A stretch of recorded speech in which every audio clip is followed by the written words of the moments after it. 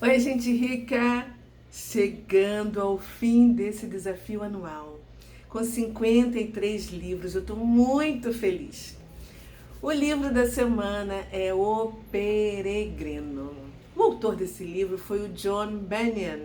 E na resenha que eu fiz do 50º livro, dos Heróis da Fé, ele foi assim um dos 20 heróis. E eu contei assim um pouquinho da vida dele. E eu me lembro que lá eu falei sobre este livro, O Peregrino. É assim uma alegoria cristã bem popular, né? Nos países da língua inglesa. E essa é uma obra literária de não só de grande influência no mundo protestante, como também de um reconhecido valor literário.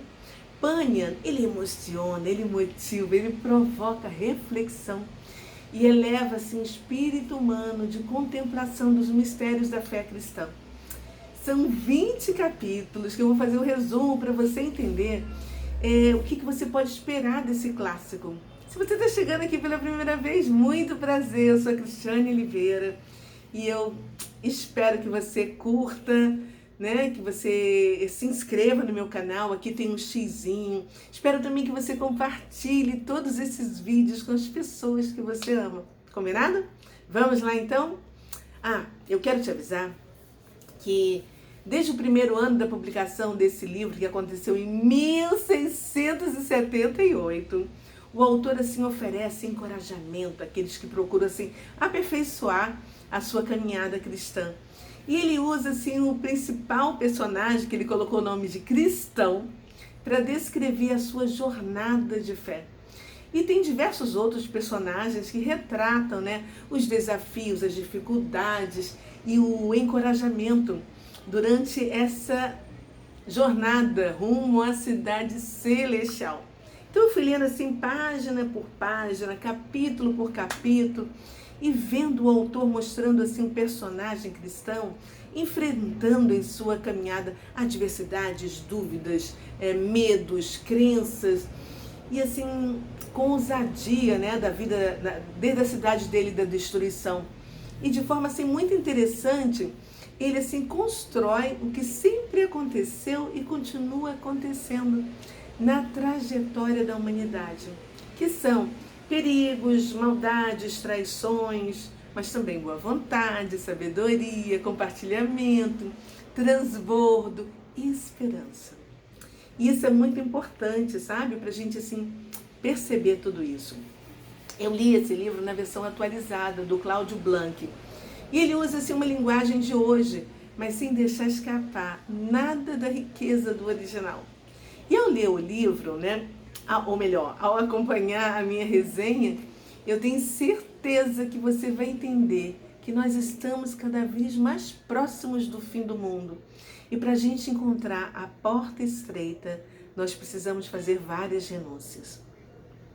E no livro todo, o autor coloca versículos bíblicos, sabe? Na conversa para ampliar a nossa visão e nos fazer entrar literalmente nessa história.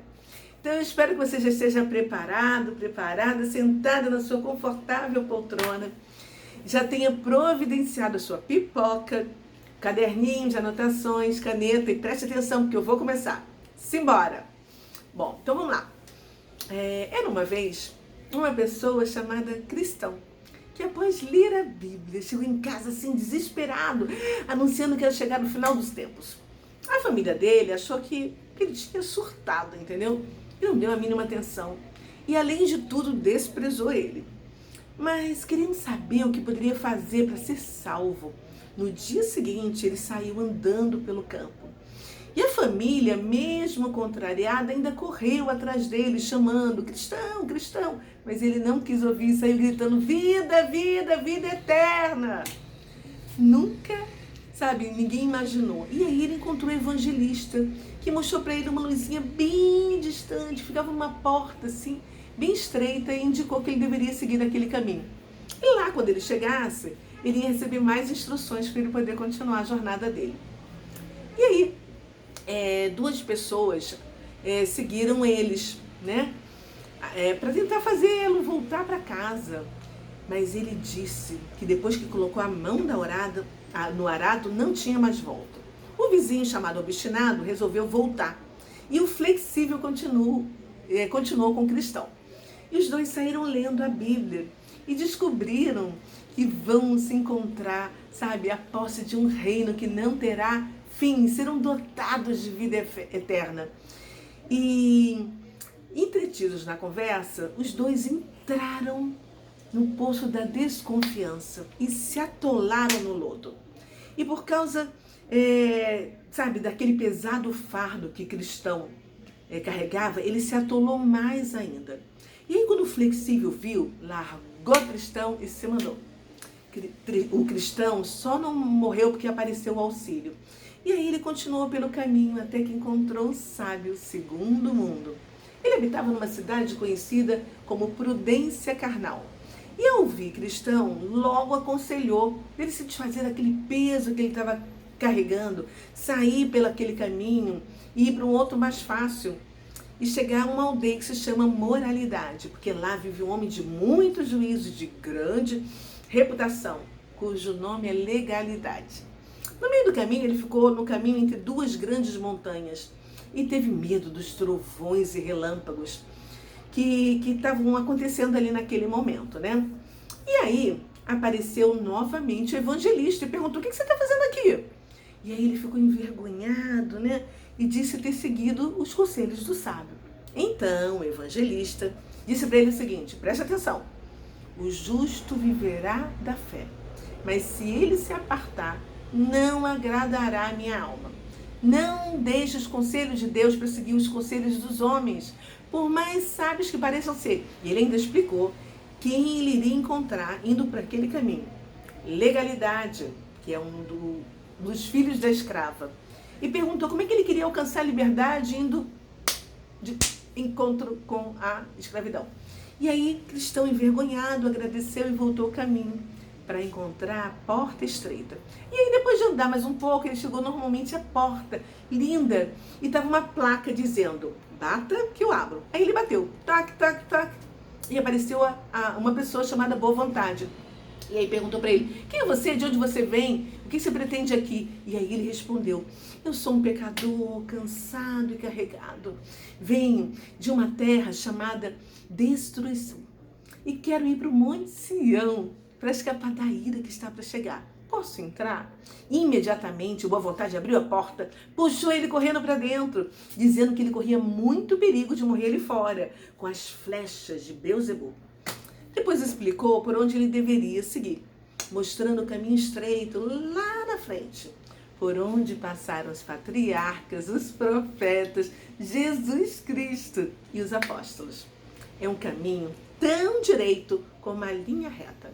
E alertou que ele vai encontrar muitas encruzilhadas e muitos atalhos, bastante largos. Mas a regra para distinguir o verdadeiro caminho era sempre seguir o caminho reto e estreito. E que ele passaria pela casa do intérprete para ouvir coisas muito importantes. Chegando lá, o intérprete convidou ele para entrar e mostrou a lei, o evangelho, e fez assim uma analogia com a poeira da casa sendo limpa por uma vassoura e depois com uma água. Depois levou um a outro quarto e apresentou a 2 meninos: paixão, que é a imagem dos homens desse mundo, e paciência, que é a imagem dos homens do século futuro, para mostrar que as coisas que se veem são temporais, mas as coisas que não se veem são eternas. Cristão, então, seguiu em frente por uma estrada que de ambos os lados era protegida assim por uma muralha chamada Salvação. Ele caminhava com muita dificuldade por causa do fardo que ele levava nas costas. De repente, ele chegou num pequeno monte onde tinha uma cruz e junto dela tinha uma sepultura. Ao chegar bem próximo da cruz, o fardo de cristão começou a cair dos ombros dele e foi rolando, rolando, rolando e caiu dentro da sepultura para nunca mais sair dali. Uau! Cristão começou a entender os benefícios que a cruz acabava de fazer e começou a chorar, emocionado e agradecido por se livrar daquele fardo. Enquanto ele chorava, apareceram 3 seres resplandecentes que saudaram com: a paz seja contigo. O primeiro disse: perdoados estão os seus pecados. O segundo retirou as roupas imundas de cristão e vestiu ele com trajes de gala. E o terceiro colocou nele um sinal na testa e entregou um diploma selado para ele lendo e pensando durante o caminho. Entregá-lo quando chegasse à cidade celestial. E ouvindo todas aquelas coisas, ele ouviu assim e sentiu uma imensa alegria e continuou no seu caminho. Depois ele se encontrou com 3 indivíduos, simples, preguiça e presunção, entregues a profundo sono e com os pés amarrados por correias de ferro. Os 3 não deram a mínima atenção ao que Cristão falava para tentar ajudá-los naquela vida de procrastinação. E eles preferiram continuar dormindo. E Cristão ficou triste por não poder ajudá-lo, sabe, a tirar daquelas cadeias. E surgiu aquele caminho pensativo até que ele viu saltar do muro 2 homens que aparentemente se dirigiram para ele. E eles se chamavam formalista e hipocrisia. Aí Cristão perguntou, né? Ué, por que ao invés de pular o muro, vocês não entraram pela porta estreita para seguir o caminho que eu estou seguindo? E eles responderam que sabiam que estavam transgredindo a vontade revelada do Senhor. Mas, como eles estão nesse costume e tradição há mais de 2000 anos, o costume faz a lei.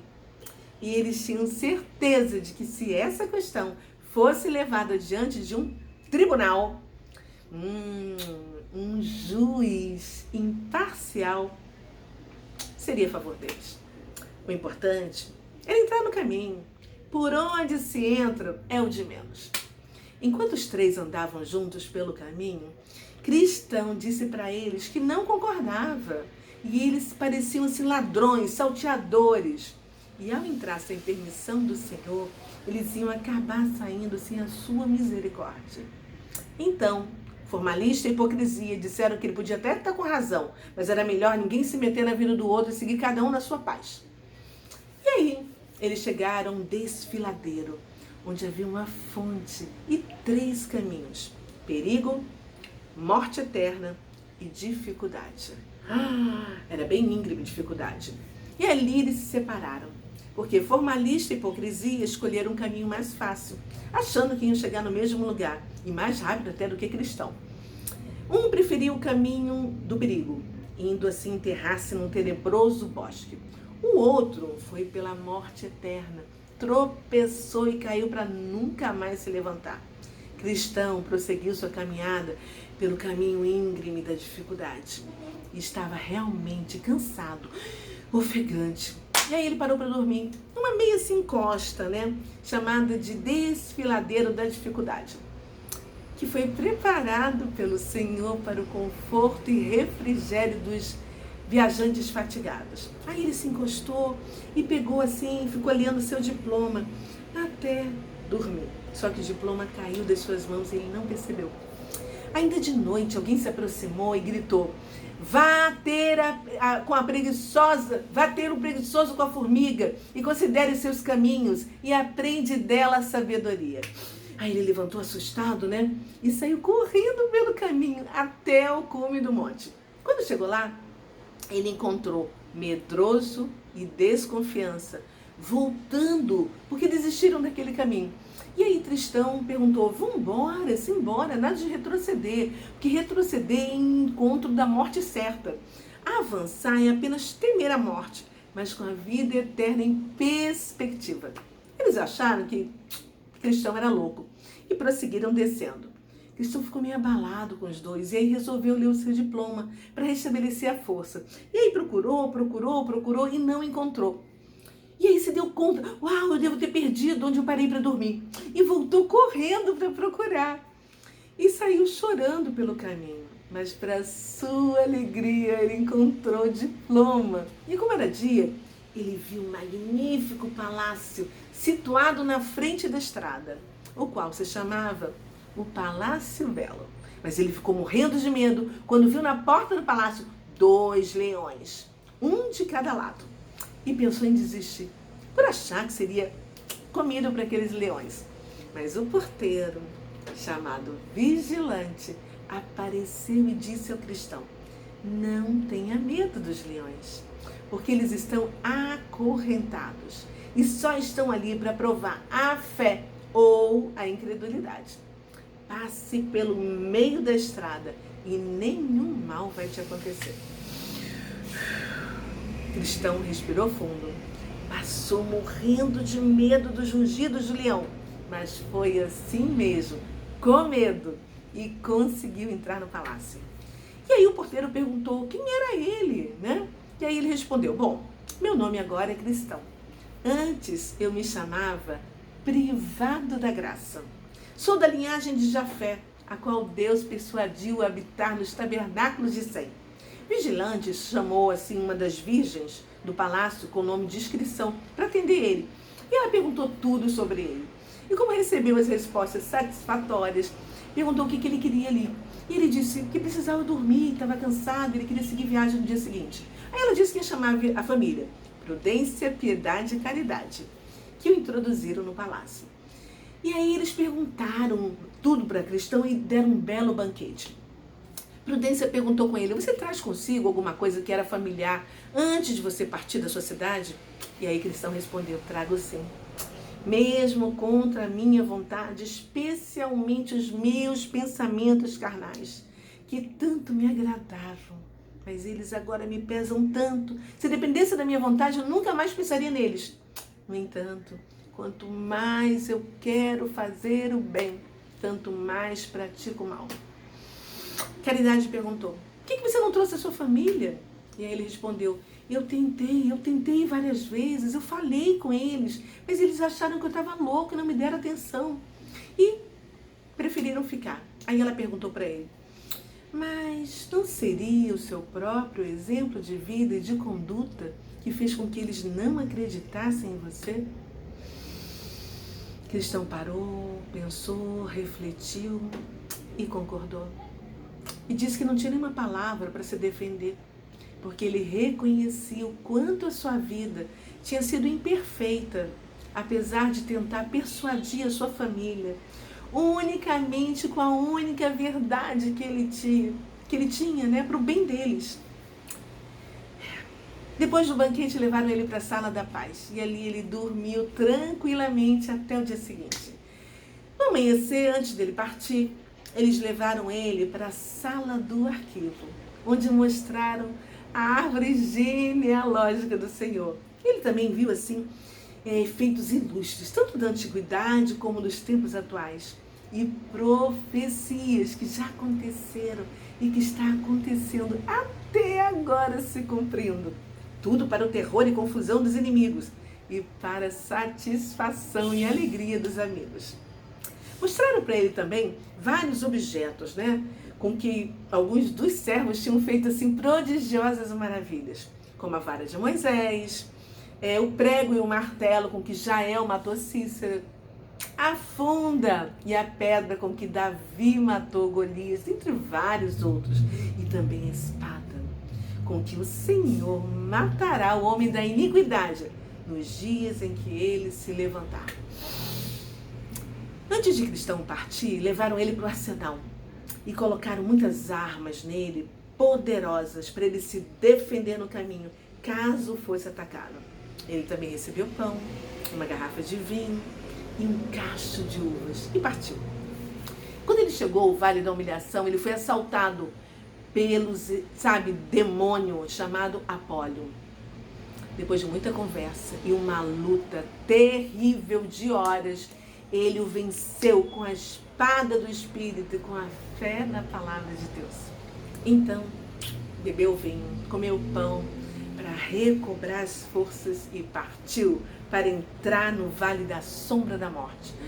Lá, Cristão sofreu muitas aflições, mas andou vigilante, de posse da espada e da oração, e passou em segurança e sem um menor dano físico. Ao sair dali, Cristão encontrou 2 homens aflitos que vinham correndo na direção oposta a ele.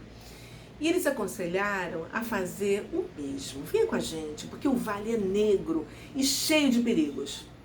A dúvida chegou, mas Cristão decidiu seguir em frente, tendo a certeza de que aquele era o caminho que ele deveria seguir para chegar ao porto desejado.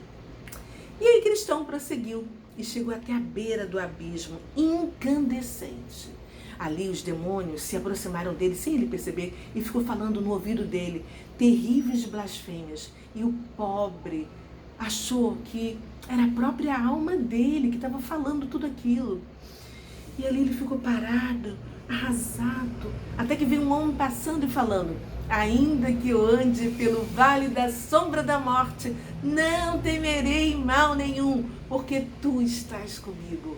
Uau! Ao ouvir aquilo, Cristão recobrou o ânimo e resolveu continuar a sua marcha. O dia amanheceu e ele olhou para trás, somente para ver os perigos que passou durante toda a noite. Aquela tinha sido a primeira parte do vale. A segunda, ainda viria e prometia ser ainda mais perigosa. E aí ele prosseguiu e encontrou um homem chamado Fiel, um excelente companheiro de viagem. Ficaram horas e horas e horas a fio com uma conversa muito mega top interessante. E aprenderam que nós devemos ser muito cautelosos na escolha dos nossos companheiros de fé. E devemos estar muito seguros que no dia do juízo todos serão julgados pelos frutos que foram produzidos. Ninguém vai perguntar para você: creste? Não, vão te perguntar: praticaste? E assim será o julgamento. Qualquer pessoa pode obter facilmente muitos conhecimentos religiosos, mas sem ter a obra da graça em sua alma. Da mesma maneira que o homem pode entender de toda a ciência e, apesar disso, não ser nada no reino de Deus. E talvez nem filho de Deus. Precisamos prestar atenção. E aí eles seguiram e chegaram a um lugar chamado Vaidade, onde tinha uma feira que dura todo o ano, conforme fala o sábio. Tudo é vaidade.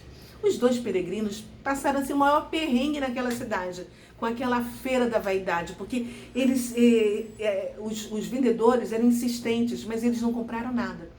E aí, os vendedores criaram uma confusão com eles dois, e eles acabaram parando na prisão. Mas Fiel decidiu se defender em juízo, e logo apareceu depondo contra ele a inveja. Depois veio a superstição, e a seguir foi a vez da adulação. Terminado o depoimento das três, o juiz disse ao acusado: renegado, herege e traidor. Foi o que aquelas respeitáveis testemunhas disseram contra você. O júri se retirou e era composto dos senhores: injustiça, malícia, lascívia, libertinagem, altivez, malevolência, mentira, crueldade, ódio à luz e implacável. E eles decidiram unanimemente que os crimes estavam provados e declararam que o réu era culpado. Então, o juiz mandou ele ser levado até a feira, onde começou o maior tumulto. E coitado, ele foi apedrejado, espancado, esbofeteado, cortaram ele em pedaços de carne, apedrejaram, feriram ele com a espada e finalmente lançaram ele ao fogo e reduziram ele a cinzas. E foi assim que Fiel morreu. O castigo de Cristão foi adiado e ele ficou na prisão ainda por algum tempo. Aquele, porém, que de tudo dispõe, que tem na sua mão o poder da raiva dos inimigos, fez com que Cristão escapasse e continuasse o seu caminho. Cristão prosseguiu e encontrou a esperança, um excelente companheiro. E, sabe, os dois resistiram aos sofismas de vários indivíduos que eles encontraram pelo caminho. Cristão e Esperança continuaram a caminhar, sentindo-se abençoados, lisonjeados e com paz. Até que chegaram a um ponto da estrada em que Cristão descobriu um atalho. E eles precisavam somente pular um muro e seguir ao lado da estrada. E aí Esperança ficou com medo deles perderem o caminho, mas Cristão garantiu que o atalho seguia paralelo à estrada. Ele estava vindo. E aí eles foram. E avistaram um pouco mais adiante um homem que seguia pelo mesmo atalho e que se chamava Vã Confiança, que confirmou que aquele era o caminho que ia dar lá na cidade celestial. E os três seguiram juntos com a Vã Confiança. Alguns metros à frente, chegou a noite com um breu. E Vã Confiança caiu numa cova profunda. E os dois só ouviram um gemido. E naquele momento começou uma tremenda tempestade. A água ia subindo, subindo, alagou tudo. E inclusive molhou os dois. E eles tentaram voltar. Mas a tempestade era tão forte que eles ficaram assim felizes quando encontraram um pequeno abrigo. E se sentaram para esperar o nascer do dia, a chuva passar. Mas o que aconteceu? Eles acabaram dormindo porque estavam muito cansados.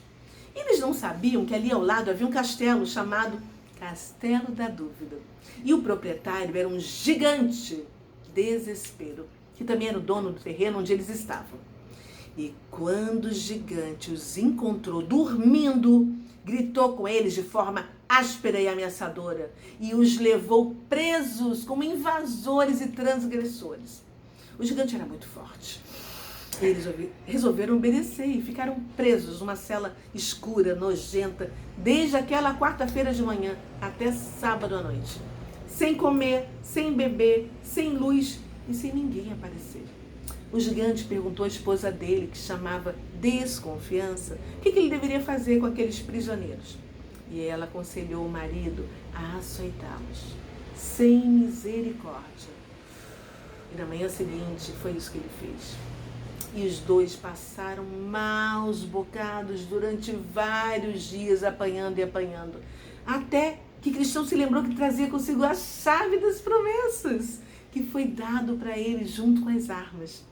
E aí ele conseguiu abrir todas as portas do castelo e os dois seguiram.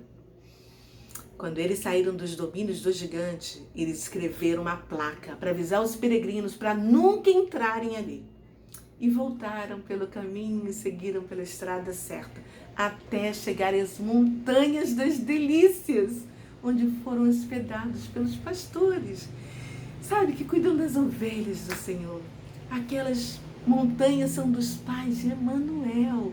E dali eles avistaram a cidade celestial e perguntaram: que distância tem daqui até aquela cidade? Os pastores responderam: grande para os que nunca chegarão e muito pequena para os perseverantes. Depois de perguntar e conhecer assim a vida de Cristão e Esperança, os pastores, que se chamavam Ciência, Experiência, Vigilância e Sinceridade, pegaram os peregrinos pelas mãos e levaram para descansar em suas tendas. Na despedida, um dos pastores indicou o caminho que deviam seguir. O outro intimou a estarem prevenidos contra o adulador. O terceiro aconselhou ele a não dormirem no terreno encantado. E o quarto desejou-lhes uma boa viagem na companhia do Senhor. Os dois desceram a montanha pelo caminho da cidade para um país chamado das Ideias Fantásticas, do qual saiu um tortuoso atalho. E ali encontraram um jovem chamado Ignorância. E ele disse que estava indo para a cidade celestial porque ele conhece a vontade do Senhor. Ele tem vivido honradamente, dando a cada um que lhe pertence. Ele reza, jejua, dá dízimos. Uau, faz tudo. E aí Cristão perguntou: por que ele não entrou pela porta estreita? E a Ignorância disse para seguir a religião dos pais dele, que ele seguia a do pai dele. E que eles, sabe, todos vão se sair muito bem. E aí os três chegaram onde a estrada se bifurcava. E eles não sabiam que caminho escolher. E os dois pareciam muito bons. E eles pararam para pensar. Um homem magro, negro, vestido de roupas claras, se aproximou e perguntou por que eles estavam ali parados. Quando eles disseram que ia para a cidade celestial, ele falou: vem comigo, porque eu também estou indo para lá. E aí eles acharam a ideia ótima e seguiram o homem. Mas à medida que eles iam avançando, eles acharam que estavam indo na direção errada e que estavam se afastando cada vez mais. Mesmo percebendo isso, eles continuaram a andar, até que foram presos numa rede e choraram porque não conseguiram sair dali. E entenderam que aquele homem magro era o adulador, o falso apóstolo, transformado em anjo de luz. Só que um dos resplandecentes chegou e salvou, levando de volta ao caminho. E aí os peregrinos começaram a andar no caminho certo. Encontraram Mateu, que riu muito deles que ele estava indo, quando eles disseram que estavam indo para o Monte Sião. Aí o Mateu disse que eles eram bobos acreditar num lugar que não existe, só na Bíblia e nos sonhos. E aí eles se separaram de Ateu e continuaram andando até chegar num país que deixa todos os estrangeiros sonolentos.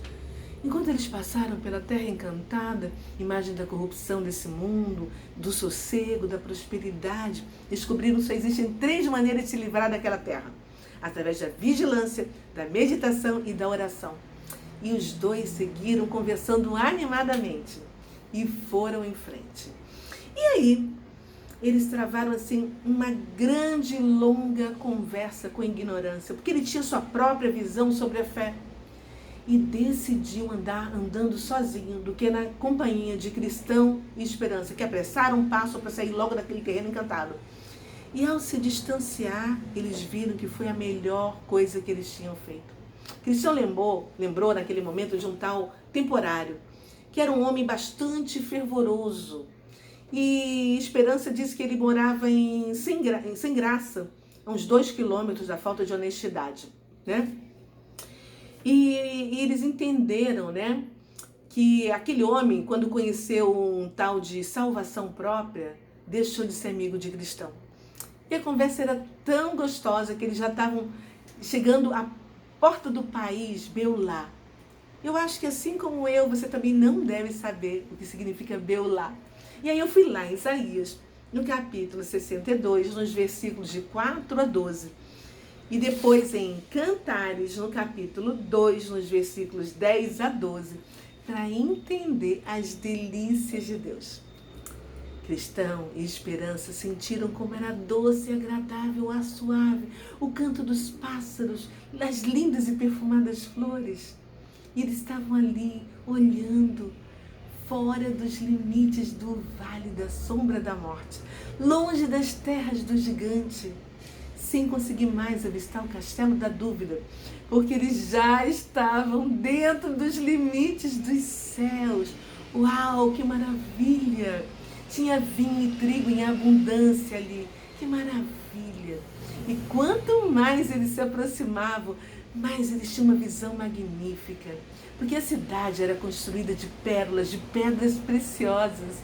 A luz, sabe, as ruas eram calçadas de rua, de ouro, e tinha reflexos dos raios de sol. E eles começaram a ficar doentes, de desejo. Cristão se viu atacado daquela enfermidade, sabe? E aí eles resolveram parar um pouco para descansar, porque eles estavam muito ansiosos.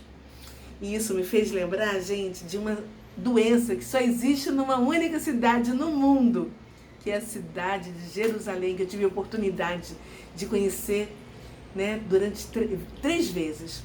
Se você acha inacreditável que uma cidade tenha uma doença com esse nome, procure, entre no Google e escreva doença de Jerusalém ou síndrome de Jerusalém e você vai entender do que eu estou falando. Porque quando eu estava lendo a descrição que o autor escreveu nesse texto, né, de que Cristão e Esperança ficaram doentes ao se aproximarem da Jerusalém espiritual, eu liguei uma coisa a outra. Há 2 semanas eu estava batendo papo, tomando café com 2 amigas, Maria e Ruth. E aí eu contei para elas que essa doença só acontece em Jerusalém. E elas não conheciam. E agora eu acabo de ler nesse livro. Sabe, isso é realmente incrível. Bom, simbora, vamos voltar para essa linda história que já está quase terminando. Então, os 2 estavam assim, se sentindo doentes e recitaram o que está escrito em Cantares, no capítulo 5, versículo 8. Se encontrares o meu amado, faze-lhe saber, sabe, como de amor estou enfermo.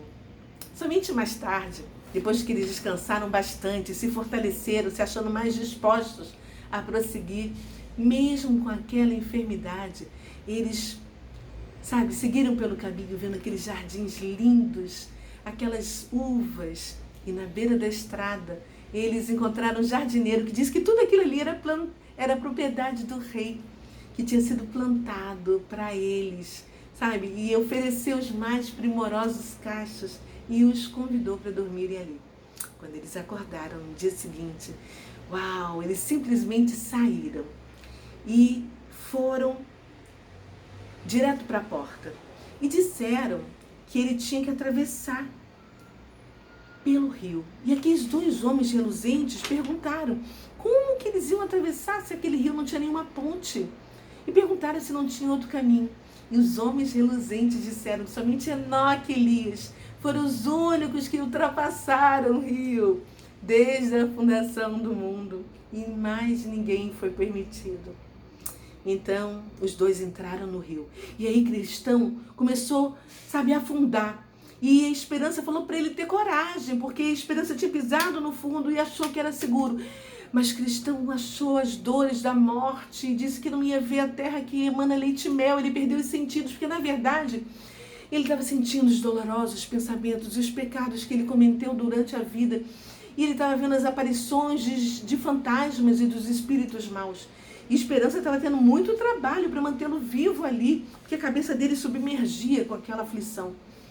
E a Esperança tentava motivá-lo, dizendo que ele estava na frente da porta. E as pessoas todas estavam esperando por ele. E aí ele não conseguia. Até que Esperança disse para ele que aquilo não era sinal de que Deus havia abandonado ele. Porque até aquele momento ele tinha recebido a bondade de Jesus Cristo, que é Ele quem sara. Ao ouvir isso, Cristão exclamou em alta voz: sim, eu vejo, eu ouço o que ele diz. E aí, quando eu passar pelas águas, eu serei contigo e os rios não te submergirão. E aí, naquele momento, o Cristão ativou a ira santa dele e o inimigo não conseguiu nada contra ele. E ele prosseguiu até firmar o pé na margem oposta. E aí foram recebidos por dois resplandecentes que se apresentaram como espírito administradores, enviados, sabe, para ajudá-los. E foi lindo. Eles começaram a subir pela grande montanha de Sião para entrar na cidade fortificada. Atrás deles, eles deixaram os vestidos mortais e subiram com a maior agilidade para o lugar mais alto das nuvens, para Jerusalém celestial, o paraíso de Deus, onde vão receber vestidos brancos e conversar com Deus pelos dias de toda a eternidade, sem sentir dor, fome, tristeza, pecado, medo, inveja. Uai, quando eles chegaram à porta, uma multidão saiu ao encontro deles com voz de júbilo, e eles exclamaram: bem-aventurados os que são chamados à ceia do Cordeiro. E eles responderam cantando: ao que está sentado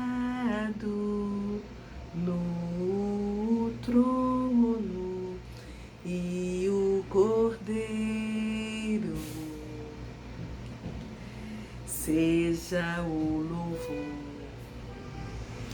seja a honra, seja a glória, seja o domínio pelo século dos séculos. Uau! E naquele momento foi lindo, maravilhoso. E o escritor desse livro e eu ficamos olhando a beleza daquele lugar para poder contar a você com mais detalhes. E nós vimos também, sabe, que os anjos cantavam: santo, santo, santo é o Senhor. Mas em seguida, eles fecharam as portas e nós ficamos de fora. E isso o autor John Bunyan falou para mim, que acordou do sono dele. Ele estava sonhando, mas ele me passou a caneta invisível dele, para que eu possa dar a você essa caneta, a escrever a sua história. Tome essa caneta, ela é sua. Simbora, vem comigo, escrever a sua história. A história que vai ajudar a salvar muitas pessoas. Um beijo no seu coração.